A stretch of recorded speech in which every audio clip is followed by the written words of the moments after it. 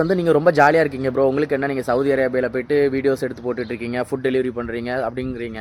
So இந்த video பாருங்கள். So உங்களுக்கே அப்போ தான் தெரியும். ஸோ இது வந்து பார்த்திங்கன்னா நேற்று நம்ம கேம்பில் உள்ள ஒரு அண்ணன் வந்து பார்த்திங்கன்னா போயிருக்காங்க டெலிவரிக்கு. ஸோ ஃபுட் டெலிவரி நார்மலாக எப்பவும் போகிற மாதிரி தான்.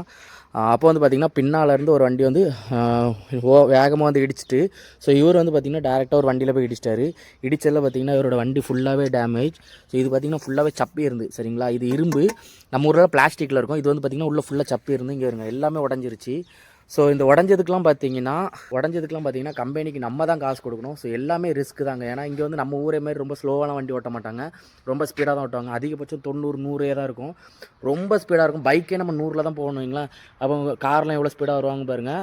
அது மட்டும் இல்லாமல் நம்ம வந்து இந்த ஊருக்கு வந்து பிழைக்கிறதுக்கு வந்திருக்கோம். அதனால் நம்ம பேசினா யாருமே இது கேட்கவும் மாட்டாங்க. ஸோ கவர்மெண்ட்டே கேட்காது. ஸோ இவ்வளோ கஷ்டம் இருக்குது. தெரியாதவங்க தெரிஞ்சுங்க. சேனலை மறக்காமல் சப்ஸ்கிரைப் பண்ணி இந்த வீடியோக்கு லைக் பண்ணுங்கள். தொடர்ந்து வீடியோஸ் வந்து